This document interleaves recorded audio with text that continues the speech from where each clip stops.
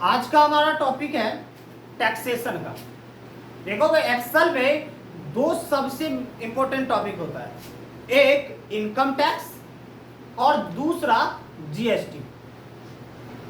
पहला हमारा कौन सा इंपॉर्टेंट टॉपिक होता है, इनकम टैक्स का, और दूसरा जो मेन टॉपिक है वो है जीएसटी का। इससे पहले हमें ये पता करना होता है जो टैक्स क्या होगा, या टैक्स क्या होता है, टैक्स कैसे फाइंड करते हैं, या टैक्स कितने प्रकार से काटा जाता है।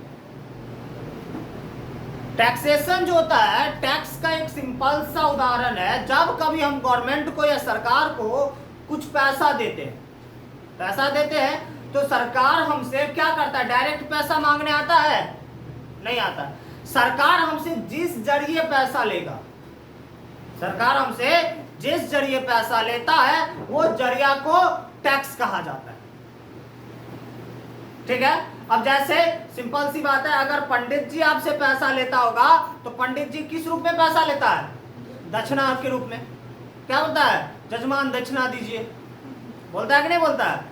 वही चीज अगर मान के चले आप कोचिंग स्कूल में पैसा देते हैं तो किस रूप में देते हैं? फी के रूप में देते हैं ना। अब कहीं आप पुलिस वाला आपसे पैसा लेता है तो चालान के रूप में। किसके रूप में? रिश्वत के रूप में। तो उसके बाद लेकिन अगर वही चीज अगर आपसे सरकार पैसा ले तो सरकार आपसे किस रूप में पैसा लेता है? टैक्स के रूप में। सरकार आपसे डायरेक्ट पैसा नहीं मांगेगा, वो आप पे टैक्स जोड़ के पैसा लेगा। तो टैक्सेशन किन किन चीजों पे लगता है? तो हम जिस घर में रहते उस घर से लेके जो पानी हम पीते वो तक हर एक चीज गवर्नमेंट का है, उस हर एक चीज पे वो टैक्स ले सकता है और लेता है। जनरली आप लोग देखते होंगे हम लोग जमीन का रसीद वसीद कटवाते हैं ना, तो हम क्या करते हैं? रसीद क्यों कटवाते हैं? जमीन जब मेरा है तो हम रसीद क्यों कटवाएंगे? हाँ, चालान होता है। तो आपका मान के चलो आपका मोबाइल है, उसका चालान जमा करते हो? कभी नहीं करते। वो जमीन हमारा है ही नहीं, वो जमीन हमारा नहीं है, वो जमीन सरकार का है। ठीक है ना। तो जब वो सरकार का संपत्ति है तो सरकार को हम क्या देते हैं? तो हम यूज करने के लिए हर साल उसको एक कर देते हैं। हर साल सरकार को हम क्या देते हैं? एक कर देते हैं।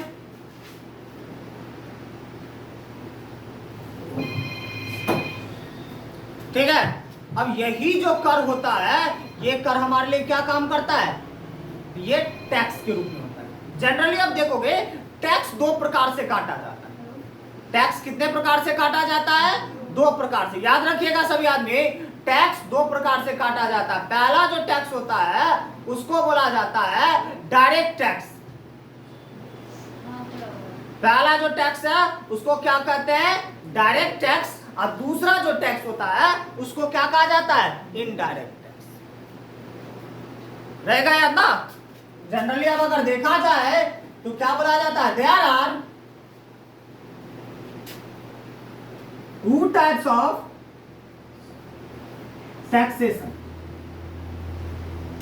या टैक्स कितने प्रकार से होते हैं? दो प्रकार के। पहला टैक्स क्या होता है हमारा? तो पहला टैक्स होता है डायरेक्ट टैक्स। दूसरा tax indirect tax. Direct tax को हिंदी में प्रत्यक्ष कर कहा जाता है। प्रत्यक्ष। ठीक है ना। डायरेक्ट टैक्स को हिंदी में क्या कहा जाता है? प्रत्यक्ष कर। ठीक है।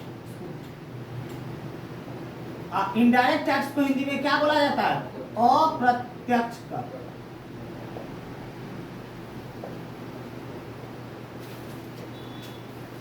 ठीक है ना।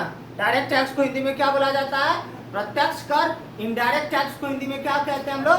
अप्रत्यक्ष कर। अब जब सरकार को हम कोई भी टैक्स क्या करते हैं? डायरेक्टली पे करते हैं। ठीक है ना। यानी कि बिना किसी के जरिए, तो हम वो कैसे पे करेंगे? डायरेक्टली पे होता है ना। मान के चलो किसी व्यक्ति को पेमेंट करते हैं तो पेमेंट दो तरीका से किया जाता है। पहला होता है एक डायरेक्ट पे करना, जो हम उस व्यक्ति के पास ले लीजिए अपना पैसा। एक होता है घुमा फिरा के देना, उसको क्या बोला जाता है? इनडायरेक्ट वे से। क्या कहा जाता है उसको? इनडायरेक्ट वे से।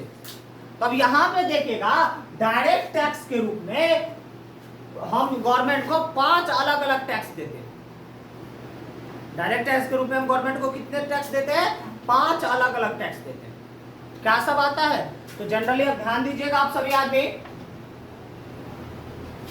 डायरेक्ट टैक्स के अंदर में पहला जो आपको टैक्स दिया जाता है, तो दिया उसको बोला जाता है टैक्स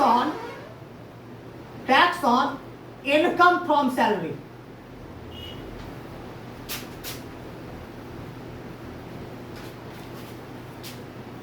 पहला क्या होता है?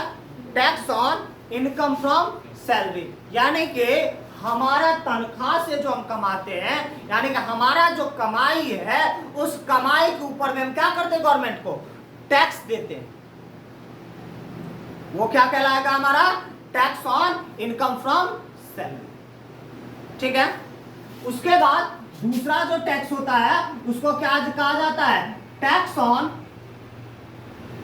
Income from house property.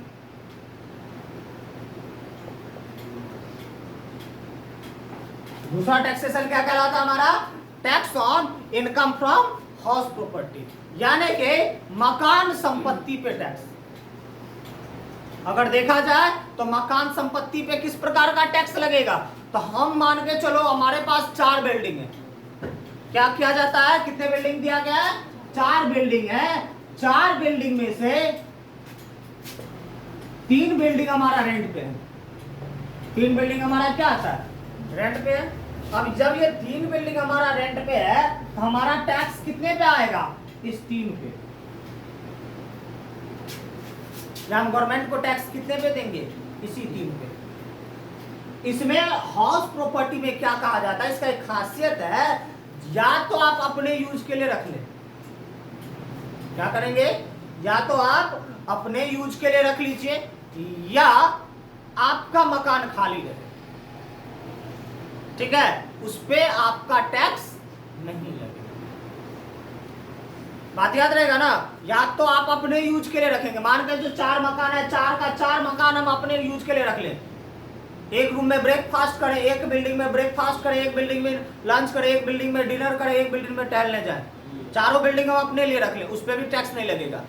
या ये चारों का 4 बिल्डिंग खाली है, कोई रेंट पे नहीं लगा है, उस पर भी हमारा टैक्स नहीं लगेगा। टैक्स लगेगा किस पे? तो टैक्स लगेगा जितना बिल्डिंग रेंट पे है। मान के चलो एक बिल्डिंग रेंट पे है, बाकी 3 बिल्डिंग हमारा खाली है, तो हम टैक्स मात्र एक बिल्डिंग पे देंगे। अगर 4 का 4 बिल्डिंग रेंट पे, यानी कि 4 में 3.5 को बिल्डिंग रेंट पे है, 3 को बिल्डिंग, चौथा बिल्डिंग का आधा रेंट पे है और आधा अपने के लिए, तो कितने पे टैक्स जाएगा? 4 में से 3.5 को का टैक्स चला जाएगा। ठीक है, बाकी क्या रह जाएगा? खाली, यानी कि वो ब्लैंक में होगा। याद रहेगा, अगर आपसे पूछा जाएगा टैक्स ऑन हाउस प्रॉपर्टी में हम लोग क्या करते हैं, कैसे निकालेंगे, तो पता चल जाएगा ना। बोल सकते हैं ना, जितना मकान किराया रहेगा उस पे टैक्स लगता है। इसी का दूसरा नाम होता है tax on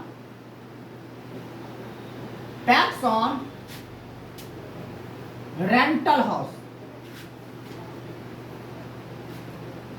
rental house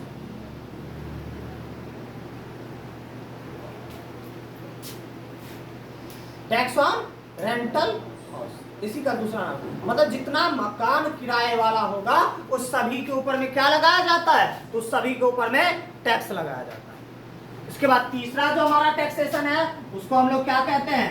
tax on capital gain. तीसरा नंबर में क्या आता है? Tax on capital gain. मतलब आपके पास जो भी पूंजी है, संपत्ति है, जैसे कि आपके पास कोई ज्वेलरी होगा, आभूषण होता है ना, आभूषण एक प्रकार से कैपिटल होता है। आप लोग देखते होंगे कोई व्यक्ति है तो कोई व्यक्ति का क्या किया जाता है, तो सोना सबका भी वो अपना हिसाब रखता है। रखता है कि नहीं रखता है, सरकार को शो करता है। या आप लोग कभी न्यूज समय देखते होंगे तो जब उस सब का किसी के घर पे रेड पड़ता है तो ज्वेलरी सबका भी देखा जाता है, जिसके पास इतना का ज्वेलरी है। आपके पास कैपिटल कितना है, यानी कि आपके पास संपत्ति क्या है वो भी देखा जाता है। आपके संपत्ति के ऊपर में भी टैक्स लगता है। जैसे कि जनरली जो कैपिटल माना जाता है, तो कैपिटल दो चीज को माना जाता है, पहला आपका लैंड हो गया एंड और दूसरा आपका क्या हो जाता है, ज्वेलरी। कोई भी हो, अगर मान गोल्ड हो या सिल्वर हो, कोई भी होगा, वो ज्वेलरी जो होगा उस सभी पे टैक्स। यानी कि जिसका दाम बढ़ेगा, कम नहीं होगा, वो हमारे लिए कैपिटल होगा। कभी भी सुने जमीन का दाम कम होते हुए? जमीन का दाम अगर 10 साल पहले जितना था उससे बढ़ जाता, आज के दिन जाता है, वो हमारे लिए क्या हो जाता है, कैपिटल हो गया। ठीक है। या ज्वेलरी देखे होंगे, आज से 5 साल पहले जो सोना 30,000 रुपए था, आज के डेट में वही सोना अगर आप लेने जाते हैं तो 80,000 रुपए देना पड़ता है। ठीक है, तो वो क्या हो रहा है, इंक्रीज हुआ है, यानी कि बढ़ रहा है, उसका दाम कभी कम नहीं हो सकता। तो इस सब पे टैक्स जो लगता है वो हमारे लिए क्या होता है, टैक्स ऑन कैपिटल। चौथा हमारा क्या होता है, tax on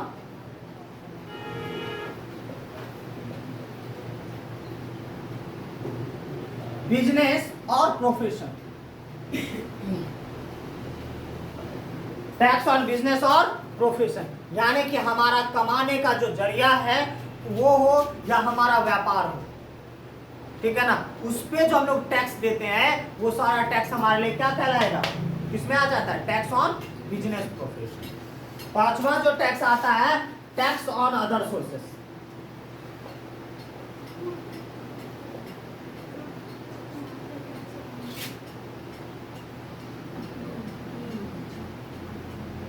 tax on other sources. Other sources में क्या होता है, जितना भी जुआ है, सट्टा है, कोई भी चीज है, उस सब पे जो हमारा टैक्स लगेगा। मान के चलो आप लोग ड्रीम 11 खेलते हैं, तो ड्रीम 11 पे पैसा कटता है, ड्रीम 11 पे पैसा काटा जाता है ना, तो ड्रीम 11 पे जो पैसा काटा जाएगा वो क्या होगा, तो वो किस में चला जाएगा हमारा, तो डायरेक्ट टैक्स में। क्लियर है? फटाफट पहले आप लोग इसको उतार ले जल्दी।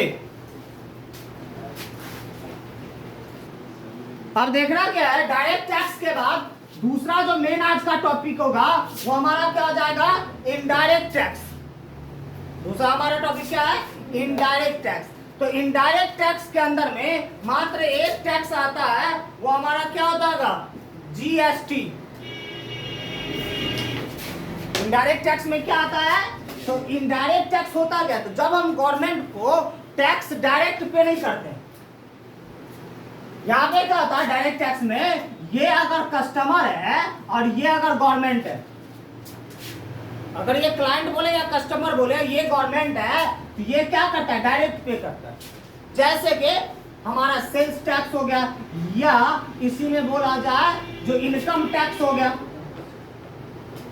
इनकम टैक्स क्या होता है, गवर्नमेंट को डायरेक्ट पे होता है ना, लेकिन इनडायरेक्ट टैक्स ऐसे नहीं होता है। इनडायरेक्ट टैक्स में क्या करेगा, हम है तो हम किसको देंगे, किसी और पार्टी को देंगे, कोई और पार्टी है वो किसी और को देगा, कोई और है वो किसी और को देगा, यानी कि दूसरे दूसरे के जरिए जाते जाते वो टैक्स पेमेंट होता है। तो इनडायरेक्ट टैक्स में मात्र एक चीज आता है, वो आता है आपका क्या, जीएसटी। इनडायरेक्ट टैक्स में क्या आता है, जीएसटी। ठीक है, और गौर करके देखते होंगे तो जीएसटी आप में से सभी आदमी पेमेंट करता होगा, सब पेमेंट करते हैं। हम अगर 5 रुपए का कुरकुरा खाते हैं ना, उस पे भी टैक्स जीएसटी करता है, लेकिन क्या हम जाते हैं सरकार को 5 रुपए का टैक्स देने, नहीं जाते हैं। हम किसको देते हैं, दुकानदार को। दुकानदार किसको देता होगा, जिस होलसेलर से खरीदता है उसको। वो होलसेलर किसको देता होगा, जिस स्टोर वाले से लेता होगा उसको। स्टोर वाला किससे, कंपनी को, और कंपनी तब जाके गवर्नमेंट को देता होगा। देता है कि नहीं देता, यानी इतना प्रोसेस के बाद एक क्लाइंट का या एक कस्टमर का पैसा गवर्नमेंट तक पहुंचता है। जीएसटी, अच्छा एक बात पता है, जीएसटी पे कौन करता है, कस्टमर या कोई भी शॉपकीपर दुकानदार का होता है या कस्टमर का होता है? किसका होता है? जीएसटी जो पे करता है तो जीएसटी हमेशा ही कस्टमर पे करता है। ठीक है, तो यहां पे देखिएगा तो यही चीज आपका होता है जीएसटी इनडायरेक्ट टैक्स। ठीक है, एक जीएसटी बनाने के लिए सबसे इंपॉर्टेंट चीज होता है उसका जीएसटी नंबर।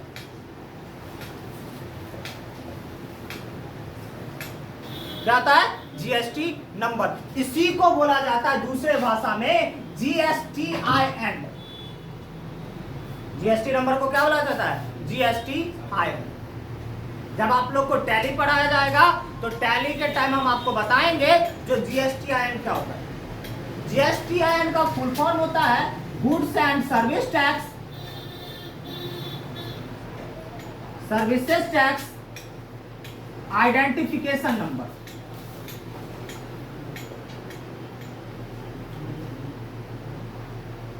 Identification number. बाकी का अगला क्लास आप सभी को इसके रिपोर्ट यानी कि इसके प्रोजेक्ट पे चलेगा। ठीक है, चलिए सभी आदमी इसको उतार ले और आज का क्लास को यहीं पे खत्म करते हैं।